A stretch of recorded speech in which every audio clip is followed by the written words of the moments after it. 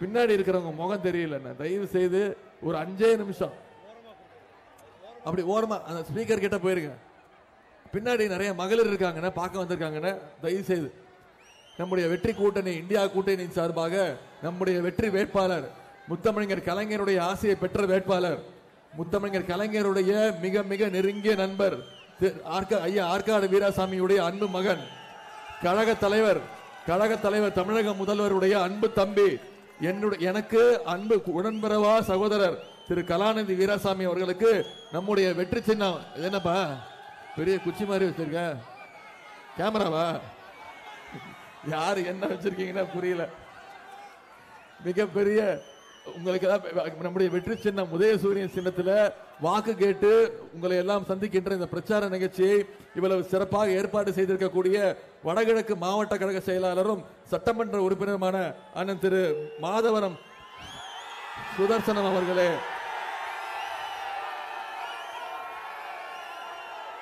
சென்னை வடக்கு மாவட்ட செயலாளர் அண்ணன் திரு ஆர் டி சேகர் அவர்களே, அண்ணன் இளையண்ணா அவர்களே, கழக சட்டமன்ற உறுப்பினரும் மாநில மீனவரணி துணைத் தலைவருமான அருமை சகோதரர் என் உடன்பிறவா சகோதரர் திரு கே பி சங்கர் அவர்களே,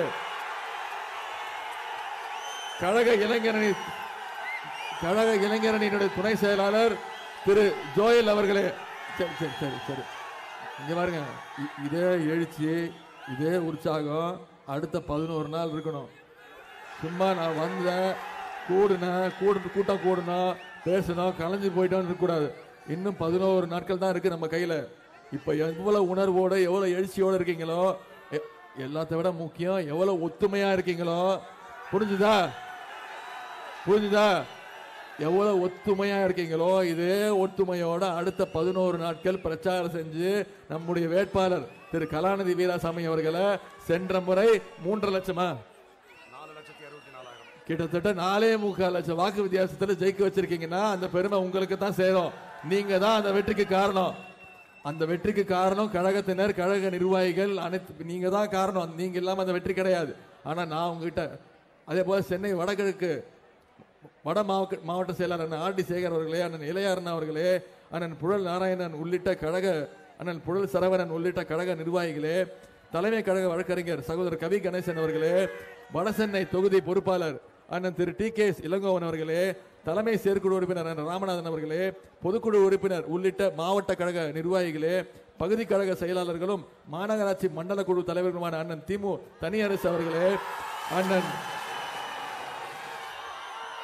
நீ ஏன்பா உன்னா அதை போட்டு விட்டுற வேணாம்ப்பா, அது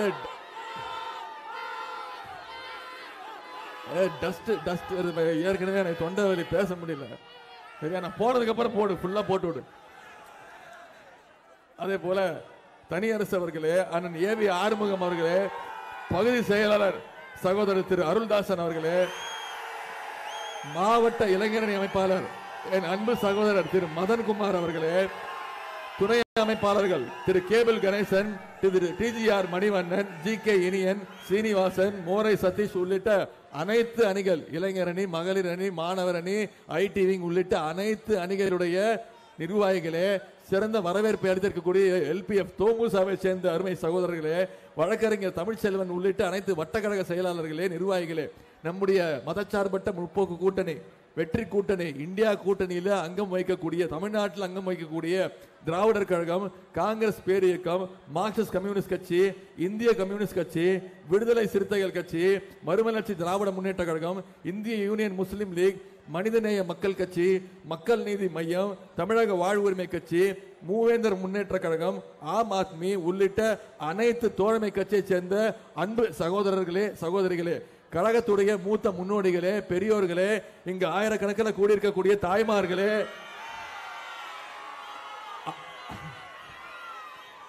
அக்காக்களே, தங்கைகளே, பாட்டிகளே, அம்மாக்களே, வந்திருக்கக்கூடிய முத்தமிழ் டாக்டர் கலைஞருடைய உயிரினும் மேலான அன்பு உடன்பிறப்புகளே, உங்க அத்தனை பேருக்கும் என்னுடைய வணக்கத்தை தெரிவிச்சுக்கிறேன். சென்ற முறை நம்முடைய வேட்பாளரை 4,62,000 வாக்கு வித்தியாசத்தில் ஜெயிக்க வச்சீங்க. இந்த முறை எத்தனை வாக்கு வித்தியாசத்தில் ஜெயிக்க வைக்க போறீங்க?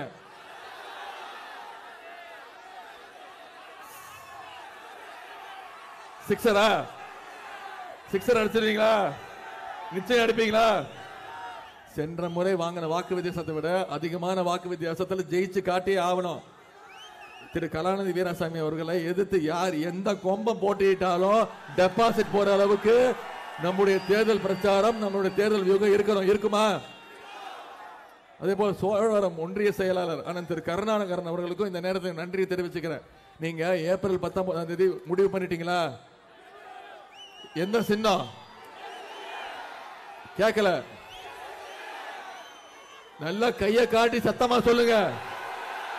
உதயசூரியன் சின்னத்தில் வாக்களிச்சு ஏப்ரல் 19ஆம் தேதி வாக்குப்பெட்டி வாக்குச்சாவடிக்கு போனீங்கன்னா வாக்குப்பெட்டியில ரொம்ப சுலபம். 2வது பெயர் திரு டாக்டர் கலாநிதி வீராசாமி இருக்கும். 2வது பெயர் அவர் பேர் பக்கத்துல நம்முடைய வெற்றி சின்னம் உதயசூரியன் சின்னம் இருக்கும். அதுக்கு பக்கத்துல ஒரு பட்டன் இருக்கும். அந்த பட்டன்ல நீங்க போடுறீங்களே ஓட்டு, அதுதான் மோடிக்கு வைக்கிற வேட்டு. வச்சிருவோமா? மோடி மட்டும் நமக்கு வேட்டு வச்சுக்கிட்டே இருக்காருல்ல, நாம அப்பப்போ அவருக்கு ஒரு வேட்டு வைக்கணும்ல. அப்பதானே தெரியும் தமிழ்நாட்டோட பெருமை. வச்சிருவோமா? அதே மாதிரி சென்ற சட்டமன்ற தேர்தலில் நான் இங்க பிரச்சாரத்துக்கு வந்திருந்தேன். சகோதரர் கே பி சங்கர் அவர்களுக்காக பிரச்சாரம் மேற்கொண்டேன். திரு கே பி சங்கர் மிகப்பெரிய வெற்றியை பெற்றார். கிட்டத்தட்ட அவர் எதிர்த்து போட்டியிட்ட வேட்பாளரை 38,000 வாக்கு வித்தியாசத்தில் வெற்றி பெற்று சட்டமன்றத்திற்கு நீங்க அமைச்சீங்க. அதற்கு இந்த நேரத்தில் என்னுடைய நன்றியை நான் தெரிவிச்சுக்கிறேன், அவருக்கு என் வாழ்த்துக்கள் தெரிவிச்சுக்கிறேன். இதே எழுச்சி மீண்டும் சொல்றேன், ஒத்துமை. நான் திருப்பி ஏன் சொல்றேன்னு தெரியுதுல்ல? ஒத்துமையா இதே எழுச்சியோடு இதே உணர்வோடு அனைவரும் சேர்ந்து தேர்தல் வேலை பார்த்தா 6 லட்சம் வாக்கு வித்தியாசத்தில் ஜெயிக்க போறது உறுதி. இந்த நேரத்தில் வடசென்னை நாடாளுமன்ற தொகுதிக்கு, இந்த திருவொற்றியூர் சட்டமன்ற தொகுதிக்கு சில பணிகளை நம்முடைய சட்டமன்ற உறுப்பினர் முதலமைச்சருடைய உத்தரவின் பேரில் செஞ்சிருக்கிறார், அனுமதி பெற்று. சிலவற்றை மட்டும் நான் குறிப்பிட விரும்புகின்றேன். 4200 கோடி ரூபாய் மதிப்பீட்டில் வடசென்னை வளர்ச்சி திட்டம் தொடங்கப்பட்டுள்ளது. முதலமைச்சர் தான் துவங்கி வச்சார் ஒரு 20 நாட்களுக்கு முன்பு. 150 கோடி ரூபாய் செலவில் நெட்டுக்குப்பம் முகத்துவாரம் தூர்வாரும் பணி முடிக்கப்பட்டுள்ளது. கத்திவாக்கத்தில் நவீன மீன் மார்க்கெட் மற்றும் சமுதாய நலக்கூடம் 10 கோடி ரூபாய் செலவில் கட்டப்பட்டுள்ளது. ரிட் கூட்டுறவுக்கு சொந்தமான 2 ஏக்கர் இடத்துல 16 கோடி ரூபாய் செலவில் திருவொற்றியூர் அரசு கலைக்கல்லூரி கட்டப்பட்டு வருகிறது. மணலி பக்கிங்ஹாம் கால்வாய் இணைப்பு மேம்பாலம் மற்றும் ஜோதி நகர் சடையங்குப்பம் மேம்பாலம் பணிகள் நிறைவடைந்துள்ளன. 25 கோடி ரூபாய் செலவில் விம்கோ நகர் ரயில்வே சுரங்கப்பாதை அமைக்கும் பணி நிறைவு பெற்றுள்ளது. இதெல்லாம் நாம செஞ்சிருக்கக்கூடிய சில பணிகள் கூடிய எடுத்துக்காட்டு தான். இன்னும் நிறைய பணிகள் செஞ்சிருக்கிறோம். இப்போ வாக்குறுதிகள் கொடுத்துறேன். தலைவர் உங்களுக்கு தெரியும், கலைஞர் அவர்கள் எப்பவுமே தேர்தல் வாக்குறுதி கொடுத்து சொல்லுவார், சொல்வதை செய்வோம். அவர் வழியில வந்த நம்முடைய தலைவர் முத்துவேல் கருணாநிதி ஸ்டாலின் அவர்களும் கண்டிப்பாக சொல்வதை செய்வார், செய்வதைத்தான் சொல்லுவார். சில வாக்குறுதிகளை மட்டும் குறிப்பிட விரும்புகின்றேன். எண்ணூர் ரயில்வே நிலையம் முதல் சத்தியமூர்த்தி நகர் வரை கொசஸ்தலை ஆற்றை தூர்வாரி கான்கிரீட் சாலை அமைத்து மின் விளக்குகள் பொருத்தும் பணி விரைவில் முடிக்கப்படும். 1 கோடி ரூபாய் செலவில் கட்டப்பட்டு வரும் கத்திவாக்கம் நூலக பணிகள் விரைவில் முடிக்கப்படும். 1,40,00,000 ரூபாய் செலவில் நெட்டுக்குப்பம் மற்றும் தாழங்குப்பம் கடற்கரையில் கட்டப்பட்டு வரும் வலை பின்னும் கூடத்திற்கான பணிகள் விரைந்து முடிக்கப்படும். 1 கோடி ரூபாய் மதிப்பீட்டில் கத்திவாக்கம் ஆரம்ப சுகாதார நிலையம் பிரைமரி ஹெல்த் சென்டர் நிலையத்திற்கான புதிய கட்டிடம் விரைவில் திறக்கப்படும். ராமநாதபுரம் திருவொற்றியூர் மாதவரம் இடையே மெட்ரோ ரயில் சேவை நீட்டிக்கப்படும். ராமநாதபுரம் மற்றும் கார்கில் நகரில் 3,35,00,000 ரூபாய் செலவில் கட்டப்பட்டு வரும் சமுதாய நலக்கூடங்கள் விரைவில் மக்கள் பயன்பாட்டிற்கு கொண்டு வரப்படும். இது மிக மிக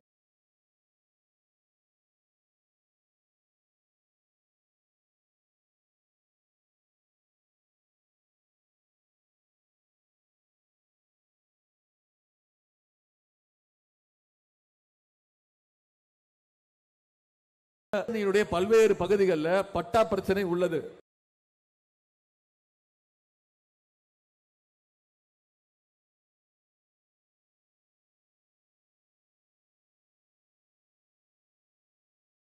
குழுவை அமைத்திருக்கிறாங்க. அந்த குழுவில் நானும் இருக்கிறேன். பட்டா பிரச்சனைக்கு தீர்வு காண இந்த குழு சார்பாக மாண்பு முதலமைச்சர் அவர்களிடம் தேர்தலுக்கு பிறகு 15 நாட்களுக்கு ஒரு முறை கூடி இந்த கூட்டத்தை கூட்டி முதலமைச்சருக்கு அறிக்கை தரப்போகின்றோம். எனவே தேர்தல் முடிந்ததும் உங்களுடைய பட்டா கிடைக்காத அனைவருக்கும் பட்டா கிடைக்க வழிவகை செய்து தரப்படும். இதெல்லாம் நடக்கணும்னா ஏப்ரல் 19 உதயசூரியன் சின்னத்தில் வாக்களிச்சு 6 லட்சம் 5 ஆக்கிட்டீங்க. 6 லட்சம் வாக்கு வித்தியாசத்தில் ஜெயிக்க வைக்க செய்வீங்களா? நம்முடைய தலைவர் அவர்கள் இதை தவிர பல வாக்குறுதிகளை கொடுத்திருக்கிறாங்க. உங்களுக்கு தெரியும், இந்தியா கூட்டணி ஆட்சிக்கு வந்ததுன்னா கேஸ் சிலிண்டர் விலை இப்போ 2014 450 ரூபா இருந்துச்சுமா, கரெக்டா? 2014 கேஸ் சிலிண்டர் விலை 450 ரூபா இருந்துச்சு. இப்போ 1200 ரூபா இருந்து மோடி ஒரு வடை சுட்டிருக்காரு. உங்களுக்காக உங்களை ஏமாத்தணும்னு 100 ரூபா குறைச்சிருக்காரு. ஏத்துனது 800 ரூபா, இறக்குறது 100 ரூபா. நம்புவீங்களா அவரை? இனிமே நம்புவீங்களா? மோடி சுடுற வடைய யார்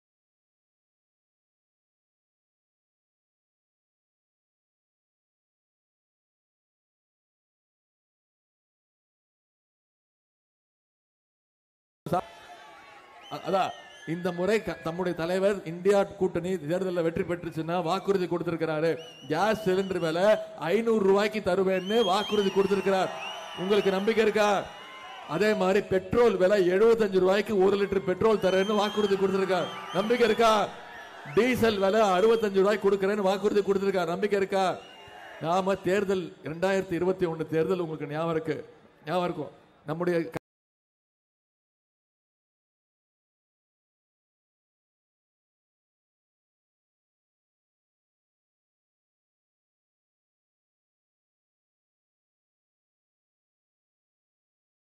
முதலமைச்சர் ஆனாரா?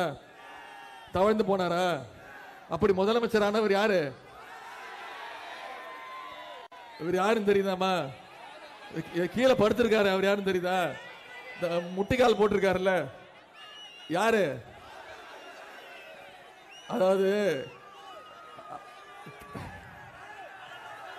கீழே படுத்திருக்கு யாரு தெரியுதா? அவருக்கு தலைவர் அவரை பேரே வச்சுட்டாரு, செல்ல பெயர். அதாவது எடப்பாடிக்கு போயிருந்தேன் போன தேர்தலில். அங்க இருக்க மக்கள்லாம் என்கிட்ட வந்து ஒரு வேண்டுகோள் வச்சாங்க. ஆனா தயவு செய்து எடப்பாடி பழனிசாமின்னு கூப்பிடாதீங்க, ஊருக்கே அசிங்கமா இருக்குன்னு. தலைவர் அதுக்காக செல்ல பேரே வச்சுட்டாரு. என்ன தெரியுமா? பாதம் தாங்கி பழனிசாமி. ஒரு கால் கிடைச்சா போதும், அது நாற்காலி காலம் இருந்தா கூட பரவாயில்ல. அதாவது இது இப்படிதான் அவர் முதலமைச்சர் ஆனாரு. சரியா? இதை நான் காட்டுறேன்ல, இதை காட்டுறதுக்கு அவர் கோபம் வருது. அதாவது பத்திரிகையாளர் போய் கேட்கறாங்க அவர்கிட்ட, என்னங்க உதயநிதி வந்து நீங்க தவழ்ந்து போன போட்டோவை காட்டுறாரு அப்படின்னா ஒரு முதலமைச்சர் என்ன பதில் சொல்லணும்? என்ன தெரியுமா சொல்றாரு? ஆமா, நான் தவழ்ந்து தான் போனேன், நடுவில் 3 சேர் இருந்துச்சு, ஒரு டேபிள் இருந்துச்சு, நான் எப்படி அந்த அம்மா காலை போய் பிடிக்கிறது அப்படின்னே சொல்றாருமா. தமிழ்நாட்டில் மட்டும் இல்ல, இந்தியாவில் மட்டும் இல்ல, உலக வரலாற்றிலே ஒரு வெக்கங்கட்ட மானங்கட்ட சூடு சொரணையற்ற ஒரு முன்னாள் முதலமைச்சர்னா எதிர்கட்சி தலைவர் திரு பாதம் தாங்கி பழனிசாமி தான். ஒத்துக்கிறீங்களா? அவரு அந்த அம்மா காலை பிடிச்சி முதலமைச்சர் ஆனாரு. சசிகலா அம்மா காலை பிடிச்சி முதலமைச்சர் ஆகி கடைசியில் அந்த அம்மா காலையே வாரி விட்டாரு, கவுத்து விட்டாரு. அந்த அம்மா சிறைச்சாலைக்கு போனதுக்கு அப்புறம் என்ன சொன்னாரு? சசிகலா யாரு, நீயா என்ன முதலமைச்சர் ஆக்குறேன்னு கேட்டவர் தான் பச்சை துரோகி திரு எடப்பாடி பழனிசாமி. பாதம் தாங்கி பழனிசாமி. இப்ப அவர் கேட்கிறாரு, நம்மளை பார்த்து கேட்கிறாரு, திமுக கூட்டணி அமைச்சிக்கிறீங்க, நீங்க பிரதமர் வேட்பாளர் யாருன்னு சொல்லுங்க. அதாவது குழந்தையே பிறக்காத குழந்தைக்கு பேரு வைக்கிறீங்க அப்படின்னு திரு பாதம் தாங்கி பழனிசாமி அவர்கள் சொல்றாரு. நான் அவரை பார்த்து கேட்கிறேன், நீங்க தனியா அணியை வச்சு போட்டி போடுறீங்கல்ல, உங்களுடைய பிரதமர் வேட்பாளர் யாரு? எங்களுக்காவது குழந்தை பிறக்கல, உங்களுக்கு இன்னும் கல்யாணமே ஆகல. அதுக்கு பேர் தான், கல்யாணமே ஆகாம பிறக்கிற குழந்தைக்கு பேர் தான் கள்ளக்காதல். அதிமுகவுக்கும் பாஜகவுக்கும் இருக்கிறதுக்கு பேர் தான் கள்ளக்காதல். 9 வருஷம் அந்த அம்மா அதிமுக என்னன்னா அதிமுகவுடைய முன்னாள் அமைச்சர்கள் மேல அனைத்து வழக்குகள், சிபிஐ, ஐடி ரெய்டு, ஈடு எல்லா கேஸையும் போட்டு அனைத்து அமைச்சர்களையும் அடிமையா வச்சு தமிழ்நாட்டுக்கு என்னென்ன தேவையோ எல்லாத்தையும் விட்டு கொடுத்து தமிழ்நாட்டு உரிமைகள் அத்தனையும் விட்டு கொடுத்தது. சிஏ சட்டத்தை கொண்டு வந்தது யாரு? ஆதரிச்சு வாக்களிச்சது யாரு? அதிமுக தான் வாக்களிச்சது. நீட் தேர்வை கொண்டு வந்தது யாரு? இப்போ டெல்லியில மிகப்பெரிய போராட்டம் நடக்குது. டெல்லியில தொடர்ந்து 100 நாட்களாக விவசாயிகள் போராட்டம் நடத்தியிருக்காங்க. அதற்கு ஆதரவு கொடுத்தது யாரு? அந்த விவசாய போராட்டம் நடத்தணும்னு விவசாயிகளுக்கு எதிராக ஓட்டு போட்டது யாரு? அதிமுக. அவங்க சொல்லுவாங்க திமுக ஆட்சியில தான், காங்கிரஸ் ஆட்சியில தான் நீட் வந்தது, அப்போ திமுக கூட்டணி இருந்ததுன்னு சொல்லுவாங்க. உண்மைதான். ஆனா சொல்லட்டுமா, 2010ஆம் ஆண்டு காங்கிரஸ் ஆட்சியில நீட் தேர்வு வந்தது. ஆனா தமிழ்நாட்டுக்குள்ள வந்துச்சா? அப்ப கலைஞர் முதலமைச்சர், கலைஞர் சொன்னார் நீங்க நீட் தேர்வை இந்தியா முழுக்க கொண்டு வாங்க, ஆனா தமிழ்நாட்டுக்குள்ள நான் நுழைவுத் தேர்வை விட மாட்டேன், 12ஆம் வகுப்பு தேர்வு போதும்னு சொல்லி நுழைவுத் தேர்வை ரத்து செஞ்சவர் கவுன்சிலிங் முறையில 12ஆம் வகுப்பு மதிப்பெண்ல கவுன்சிலிங் முறையில நான் மருத்துவ சீட்டு கொடுக்கிறேன்னு சொன்னவர் டாக்டர் கலைஞர் அவர்கள். கிராமப்புறங்கள்ல இருந்து ஏழை எளிய மாணவ மக்கள் படிச்சு மருத்துவர் ஆகணும்னு நுழைவுத் தேர்வை ரத்து செஞ்சவர் டாக்டர் கலைஞர் அவர்கள். இன்னும் சொல்லட்டுமா, மறைந்த முதலமைச்சர் ஜெயலலிதா அம்மையார் அவங்க இருந்த வரைக்கும் தமிழ்நாட்டுக்குள்ள நீட் தேர்வு வந்துச்சா? அவங்க இறந்த பிறகு இந்த அடிமைகள் எல்லாம் சேர்ந்து பாஜக மிரட்டி நீட் தேர்வு தமிழ்நாட்டுக்குள்ள கொண்டு வந்து 22 குழந்தைங்க இருந்திருக்குமா. அரியலூர் மாவட்டத்தில் அனிதால ஆரம்பிச்சு இப்ப போன வருஷம் சென்னையில ஜெகதீஷ் ஒரு பையன் கோச்சிங் கிளாஸ், இப்ப நீட் தேர்வு எழுதணும்னா லட்சமா செலவு பண்ணி கோச்சிங் கிளாஸ் போனோம். அந்த பையன் எழுதி வச்சுட்டான், எங்க அப்பாட்ட காசு இல்ல, கோச்சிங் கிளாஸ் போறதுக்கு என்கிட்ட பணம் இல்ல, அதனால நான் தற்கொலை பண்ணிக்கிறேன்னு சொல்லி லெட்டர் எழுதி வச்சுட்டு இறந்துட்டான். இறந்து போன அடுத்த நாள் அவங்க அப்பா பேரு செல்வசேகர், அவரு கடிதம் எழுதி வச்சுட்டு இறந்துட்டாரு. எனக்கு இருந்தது ஒரே பையன், மருத்துவர் ஆகணும் டாக்டர் ஆகணும்னு ஆசைப்பட்டான், ஆனா இறந்துட்டான், என்னால துக்கம் தாங்க முடியல, அதனால நானும் தற்கொலை பண்ணிக்கிறேன்னு அவரும் தற்கொலை பண்ணிக்கிட்டாரு. ஒரு குடும்பத்தையே நீட் தேர்வுக்கு இழந்திருக்கோம். நம்முடைய தலைவர் தேர்தல் அறிக்கையில சொல்லியிருக்காரு, இந்தியா கூட்டணி அறிக்கையில சொல்லியிருக்காரு. இன்னும் சொல்ல போனா காங்கிரஸ் பேர் இயக்கம் நேற்று தேர்தல் அறிக்கை வெளியிட்டு இருக்கு. அதுல அவங்க வாக்குறுதி கொடுத்திருக்காங்க, காங்கிரஸ் பேர் இயக்கம் ஆட்சிக்கு வந்ததுன்னா, இந்தியா கூட்டணி ஆட்சி வந்ததுன்னா கண்டிப்பாக தமிழ்நாட்டிலிருந்து நீட் தேர்வு நிச்சயம் விலக்கு கொடுக்கப்படும் சொல்லியிருக்காரு. மாநில உரிமைகள் அத்தனையும் ஒன்றிய அரசு கிட்ட அடகு வச்சதுதான் அதிமுக. நம்ம மீட்டு இந்த தேர்தல் பிரச்சாரத்தோட பெயரே மாநில உரிமைகளை மீட்க வேணும், முக்கியமா நிதி உரிமை. நான் சொல்றேன், நம்முடைய தலைவர் அவர்கள் சொன்ன வாக்குறுதியை காப்பாற்றுவாரா மாட்டாரா? காப்பாத்தி இருக்காரா இல்லையா? 2021 சட்டமன்ற தேர்தல் ஆட்சிக்கு வந்தோம், கடும் நிதி நெருக்கடிமா, கடும் நிதி நெருக்கடி, கோவிட் வைரஸ் 2வது அலை. மோடி வந்து பார்த்தாரா? ஒரு ஆறுதல் செய்தியாவது சொன்னாரா? 6 மாசம் எல்லாரும் வீட்டுல பூட்டி வச்சாரு. யாரும் வீட்டை விட்டு வெளில வந்தீங்கன்னா தண்டனை, ஒருத்தர் பார்க்க கூடாது, 6 மாசம் யாரும் வேலைக்கு போக கூடாது சொன்னது யாரு? ஏதாவது இழப்பீடு தொகை கொடுத்தாரா? என்ன சொன்னாரு? எல்லாம் வந்து விளக்கு பிடிங்க சொன்னாரா இல்லையா? எல்லாம் ஒரு நாள் வெளியில வந்து கையில விளக்கு பிடிச்சுக்கோங்க, எல்லாம் கையில மணி வச்சு மணி ஆட்டுங்க, நீங்க மணி ஆட்டினீங்கன்னா கோவிட் வைரஸ் பயந்து ஓடி போயிடும் சொன்னாரா இல்லையா? இப்ப உண்மையை சொல்லுங்க, பண்ணீங்களா? பண்ணீங்களா? உண்மையை சொல்லுங்க. யாருமே பண்ணலையா? நிச்சயமா பண்ணலையா? பயத்துல கூட பண்ணலையா? அதுதான் தமிழ்நாட்டு மக்களோட பெருமை. நம்ம தலைவர் என்ன பண்ணாரு? கோவிட ஒழிக்கணும்னா ஊசி போட்டே ஆகணும்னு சொல்லி அந்த மருத்துவ விழிப்புணர்வு கொடுத்து அவரே முதல் ஊசியை போட்டுக்கிட்டு கோயம்புத்தூர்ல மருத்துவமனைக்கு போய் பிபி கிட்ட போட்டுக்கிட்டு கோவிட் வார்டுக்குள்ள போய் அந்த கோவிட் மருத்துவமனை சரியாக பார்க்கறாங்களா, நோயாளிகளுக்கு சரியான மருத்துவம் பார்க்கப்படுதான்னு ஆய்வு செஞ்ச இந்தியாவிலே ஒரே முதலமைச்சர் நம்முடைய கழக தலைவர் அவர்கள். அவருக்கு அந்த பெருமைன்னா, இந்தியாவிலே அதிகமா கோவிட் ஊசி போட்டு இந்தியாவுக்கே எடுத்துக்காட்டா இருந்தது நீங்க தான், தமிழ்நாட்டு மக்கள் தான். நீங்க தான் இந்தியாவுக்கே அந்த தைரியத்தை கொடுத்தீங்க. அந்த பெருமை உங்களுக்கு. அப்போ ஆட்சி அமைச்சாரு. ஆட்சி அமைச்ச உடனே பல வாக்குறுதிகள் கொடுத்திருந்தோம், செய்ய முடியாதுன்னு சொன்னாங்க. ஆனா வந்தோடனே முதல் நாள் 5 கையெழுத்து போட்டார். என்ன கையெழுத்து போட்டாரு? பெட்ரோல் பால் விலை குறைச்சாரு, பெட்ரோல் விலை 3 ரூபா குறைச்சாரு. கரெக்டா? பெட்ரோல் விலைய 3 ரூபா குறைச்சார். இது வந்துருச்சு. இது நான் பேசுறேன். பெட்ரோல் விலையை வந்தோடனே 3 ரூபா குறைச்சாரு. அடுத்த கையெழுத்து மகளிருக்கான கையெழுத்து, உங்களுக்கான கையெழுத்து. என்ன கையெழுத்து போட்டாரு? என்னங்க பிரச்சனை? என்னமா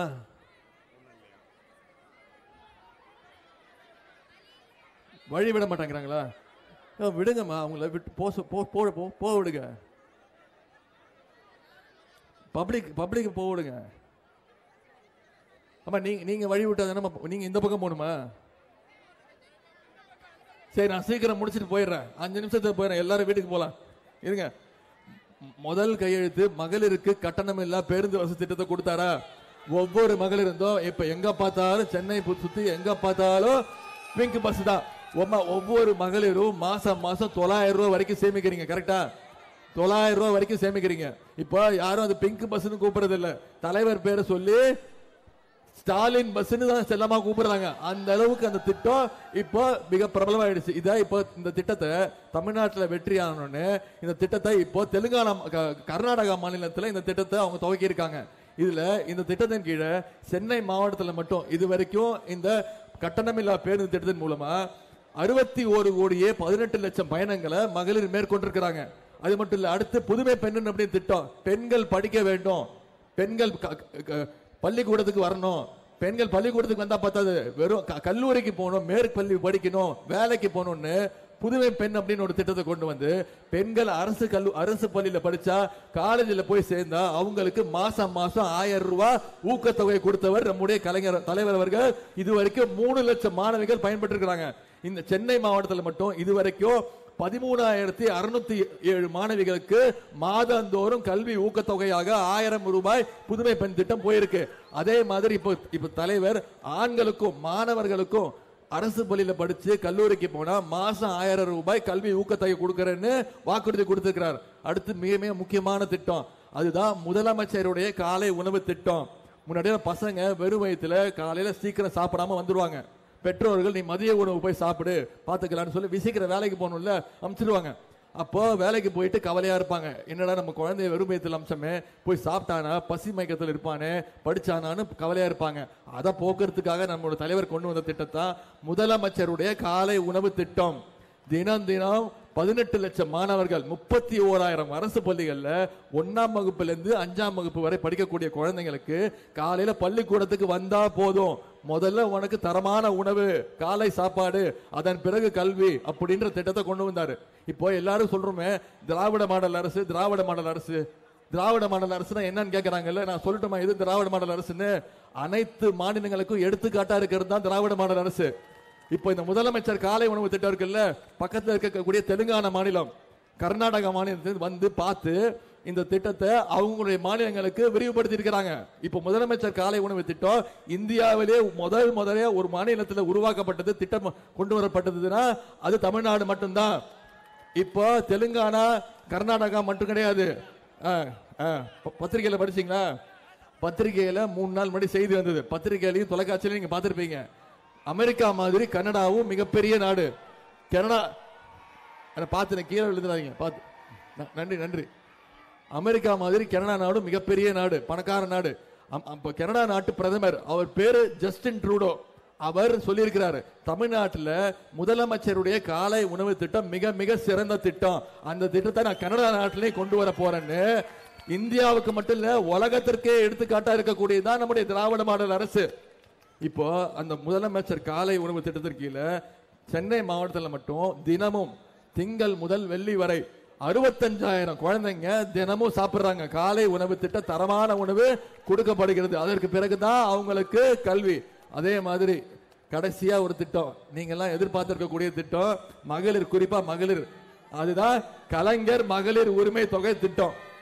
இத வந்து தேர்தல் அறிக்கையில தலைவர் சொன்னாருமா, கண்டிப்பா தகுதியுள்ள அனைத்து மகளிருக்கு கொடுக்கப்படும் சொன்னார். வந்திருக்கா இல்லையா? கிட்டத்தட்ட 85% பேருக்கு வந்திருக்கு. இந்த திட்டத்தில் அப்ளிகேஷன் பண்ணவங்க, வெரிஃபிகேஷன் பண்ணவங்க 1,60,00,000 மகளிர் கொடுத்தாங்க, அப்ளிகேஷன் விண்ணப்பிச்சாங்க. இதுல வெரிஃபிகேஷன் பண்ணப்பட்டு சரிபார்க்கப்பட்டு இன்னைக்கு வரைக்கும் செப்டம்பர் மாசம் ஆரம்பிச்சு மாசம் 15ஆம் தேதி ஆனா அவங்களுடைய வங்கி கணக்கில் மாசம் 1000 ரூபாய் கிட்டத்தட்ட 1,16,00,000 மகளிருக்கு வழங்கப்பட்டிருக்கு. நான் இப்ப வாக்குறுதி கொடுக்கிறேன், அந்த துறைக்கு நான் தான் அமைச்சர், நானும் நம்முடைய நிதித்துறை அமைச்சர் தான் அதுக்கு பொறுப்பு. சில இடங்கள்ல குறைகள் இருக்கு, வெரிஃபிகேஷன் செய்யணும். மிகப்பெரிய திட்டம், 1,16,00,000 கொடுக்கிற மகளிருக்கு கொடுக்கிற மனசு இருக்கக்கூடிய முதலமைச்சருக்கு வெரிஃபிகேஷன் செஞ்சு தகுதி வாய்ந்த அடுத்து இன்னொரு 20 லட்சம் மகளிருக்கு கொடுக்க மனசு வராதா? கொடுப்பார். நிச்சயமா வெரிஃபிகேஷன் செய்யப்பட்டு தகுதியுள்ள அனைத்து மகளிருக்கும் கலைஞர் மகளிர் உரிமை தொகை திட்டம் நிச்சயம் வந்து சேரும். அதற்கு நான் பொறுப்பு. இதெல்லாம் பண்ணணும்னா நீங்க ஏப்ரல் 19ஆம் தேதி வாக்குச்சாவடிக்கு போய் உதயசூரியன் சின்னத்துல நம்முடைய சகோதரர் கலாநிதி வீராசாமி அவர்களுக்கு உதயசூரியன் சின்னத்துல வாக்களிச்சு 6 லட்சம் வாக்கு வித்தியாசத்துல ஜெயிக்க வைக்கணும். பண்ணுவீங்களா? இப்போ நான் நம்முடைய திட்டங்களை சொல்லிட்டேன், சாதனைகளை சொல்லிட்டேன். நான் ஒண்ணு கேட்கிறேன். ஒன்றிய பிரதமர் அவருக்கு ஒரு பேர் வச்சுட்டேன். இனிமே உங்ககிட்ட ஒரு வேண்டுகோள் வைக்கிறேன். இனிமே அவர் பேரை நீங்க இப்படிதான் கூப்பிடணும். என்னன்னு தெரியுதாமா? இனிமே அவர் பேரு மிஸ்டர் 29 பைசா. இனிமே ஒன்றிய பிரதமர் பேரு திரு 29 பைசா. அதுக்கு ஏன்னு ஒரு காரணம் சொல்றேன். நாம ஒவ்வொருத்தரும் தமிழ்நாட்டில இருந்து goods and sales tax GST வரி கட்டுறோம். அதே அவர் தான் கொண்டு வந்தார். அப்படி கட்டும் போது நம்ம தமிழ்நாட்டில இருந்து ஒவ்வொருத்தரும் 1 ரூபா கட்டுறோம். ஒன்றிய அரசுக்கு 1 ரூபா கட்டுறோம். நமக்கு அவங்க திருப்பி ஒன்றிய அரசு எவ்வளவு தெரியுமா திருப்பி தராங்க? வெறும் 29 பைசா. நாம கட்டுறது 1 ரூபா, திருப்பி அவங்க ஒன்றிய அரசு நமக்கு தர்றது 29 பைசா. இன்னொரு உதாரணம் சொல்றேன். உத்தரப்பிரதேசம் ஒரு மாநிலம் இருக்கு. அந்த மாநிலத்தோட முதலமைச்சர் திரு யோகி ஆதித்யநாத், அவர் தான் முதலமைச்சர். அது பாஜகவுடைய ஆட்சி செய்கின்ற மாநிலம். அங்க இருக்கிற மக்களும் ஜிஎஸ்டி கட்டுறாங்க. 1 ரூபா ஒன்றிய அரசு கொடுத்தா அவங்களுக்கு திருப்பி எவ்வளவு தெரியுமா தராங்க? 3 ரூபா. நமக்கு எவ்வளவு? உத்தரப்பிரதேசத்துக்கு எவ்வளவு? 3 ரூபா. 1 ரூபா கொடுத்தா 3 மடங்கு. இன்னொன்னு சொல்றேன். அடுத்து பீகார் மாநிலம் முதலமைச்சர் பேர் திரு நிதிஷ்குமார். அங்க இருக்கிறவங்களும் ஜிஎஸ்டி கட்டுறாங்க. 1 ரூபா அவங்க ஒன்றிய அரசு கொடுத்தா அவங்களுக்கு திருப்பி எவ்வளவு தெரியுமா தராங்க? 7 ரூபா. 7 மடங்கு. 1 ரூபா கொடுத்தா 7 ரூபா. நமக்கு எவ்வளவு கொடுக்கறாங்க? யாரோட காசை எடுத்து கொடுக்கிறாரு? தமிழ்நாட்டு மக்களுடைய வரி பணத்தை எடுத்து தமிழ்நாட்டு மக்களுக்கு பணம் கொடுக்க கூடாதுன்னு சொல்லி உத்தரப்பிரதேச மாநிலம் பாஜக ஆளுகின்ற மாநிலங்களுக்கெல்லாம் தூக்கி தூக்கி கொடுக்கிறார். இதற்கெல்லாம் பதில் சொல்லணுமா வேணாமா? தேர்தலுக்கு தேர்தல் மட்டும் வருவாரு. போன தேர்தல் இப்ப இந்த தேர்தலுக்கு இங்கே தான் சுத்திட்டு இருக்காரு. நான் விட்ட சவால் விட்டேன். நீங்க வாங்க, எவ்வளவு நாள் வேணா சுத்துங்க, தமிழ்நாட்டிலே வீடு எடுத்து தங்குங்க. உங்களால தமிழ்நாட்டில் ஒரு தொகுதியில கூட ஜெயிக்க முடியாது. எங்களுடைய தமிழ்நாட்டு மக்கள் மிகுந்த சுயமரியாதை மிக்க மக்கள். எங்களுக்கு மரியாதை கொடுத்தா நாங்க உங்களுக்கு மரியாதை கொடுப்போம். எங்களுக்கு மட்டும் நீங்க மரியாதை கொடுக்காம மதிக்கலன்னா உங்களை தூக்கி போட்டு மிதிப்போம். நோட்டாவா? நீங்க இந்த கல்வி உரிமை, மொழி உரிமை, நிதி உரிமை. இன்னொரு உதாரணம் சொல்றேன். டிசம்பர் 4ஆம் தேதி சென்ற வருஷம் உங்களுக்கு தெரியும், சென்னை, திருவள்ளூர், காஞ்சிபுரம், அதே மாதிரி தூத்துக்குடி, திருநெல்வேலி 6 மாவட்டங்கள் மூழ்கிடுச்சு. எவ்வளவு பெரிய மழை பெஞ்சதுன்னு தெரியும். யாராவது போய் ஓடி ஒளிஞ்சுக்கிட்டோமா? முதலமைச்சர் களத்தில் இருந்தாரு. அன்னைக்கு டெல்லியில ஒரு கூட்டம், அதை முடிச்சிட்டு உடனே இரவோடு இரவா களத்தில் நின்னாரு. அனைத்து அமைச்சர்களும் களத்தில் நின்னாங்க. நாடாளுமன்ற உறுப்பினர் களத்தில் நின்னாரு. நான் தூத்துக்குடி, திருநெல்வேலி மாவட்டத்துக்கு போய் 10 நாள் தங்கியிருந்தேன். நம்முடைய மேயர் இங்க களத்தில் இருந்தாங்க. அனைத்து அமைச்சர்கள், மாவட்ட கழக செயலாளர்கள், கழகத்தினர், கூட்டணி கட்சியினர் அத்தனை பேரும் மக்களோட மக்கள் நின்று அந்த மழை நீரெல்லாம் வடிகிற வரைக்கும் நம்ம மக்களோட நின்று உதவி பண்ணோம். பாஜக காரணம், அதிமுக காரணம் ஏதாவது உதவி செஞ்சானா? தலைவர் அவர்கள் பாதிக்கப்பட்ட குடும்பங்களுக்கு பார்த்து 6000 ரூபாய் இழப்பீடு கொடுத்தார். சென்னை, காஞ்சிபுரம், திருவள்ளூர் மாவட்டங்கள்ல. தூத்துக்குடி, சென்னையில பல வீடுகள் இடிஞ்சு போச்சு. அவங்களுக்கெல்லாம் இழப்பீடு தொகை கொடுத்து புது வீடு கட்டி கொடுத்திருக்கிறார் நம்ம தலைவர். அதற்கு 37,000 கோடி ரூபாய் இழப்பீடு ஏற்பட்டிருக்கு. கொடுங்க, எங்க தமிழ்நாட்டு மக்களுக்கு நான் கொடுக்கணும்னு கேட்டா இதுவரைக்கும் 1 பைசா கூட ஒன்றிய அரசு கொடுக்கல. இதுவரைக்கும் நம்ம கேட்டது 37,000 கோடி இழப்பீடு அந்த மிக்ஜாம் புயல்னால. ஆனா ஒன்றிய அரசு இதுவரைக்கும் நமக்கு கொடுத்தது 1 பைசா கூட கொடுக்கல. இப்படி நிதி நெருக்கடியிலும் இவ்வளவு சிறப்பான திட்டங்களை நம்முடைய தலைவர் அவர்கள் செஞ்சு கொடுத்துக்கிட்டு இருக்காங்க. இதெல்லாம் தொடரணும்னா, இன்னும் பல்வேறு நல்ல திட்டங்கள் வரணும்னா நம்முடைய தலைவர், நீங்க தமிழ்நாட்டு மக்கள், நீங்க யார பிரதமரா தேர்ந்தெடுக்கிறீங்களோ, நீங்க யார் பிரதமரா வரணும்னு தேர்ந்தெடுக்கிறீங்களோ, யார் தமிழ்நாட்டுக்கு நல்லது செய்வா, யார் நிதி கொடுப்பா அப்படின்னு நீங்க யார் நினைக்கிறீங்களோ, நீங்க யாரை கை காட்டுறீங்களோ, நம்முடைய தலைவர் யாரு கை காட்டுறாரோ அவர் தான் அடுத்த பிரதமரா உட்காரணும்னா, நீங்க வர்ற நாடாளுமன்ற தேர்தலில் 40க்கு 40 தொகுதி ஜெயிச்சு நம்முடைய முத்தமிழர் கலைஞருடைய பிறந்த நாள் பரிசாக ஜூன் 3ஆம் தேதி கலைஞருடைய 101வது பிறந்த நாள், ஜூன் 4ஆம் தேதி வாக்கு எண்ணிக்கை, 40க்கு 40 ஜெயிச்சு கலைஞருடைய பாத மலர்களை அந்த வெற்றியை வைப்போமா? நான் உங்ககிட்ட கேட்டுக்கொள்வதெல்லாம், இங்க வந்திருக்கக்கூடிய கழகத்தினர் நிர்வாகிகள் நீங்க அத்தனை பேரும் உதயசூரியன் சின்னத்துல வாக்களிக்கணும்னு முடிவு பண்ணிட்டீங்க. அதுல எந்த மாற்றமும் இல்லைல்ல?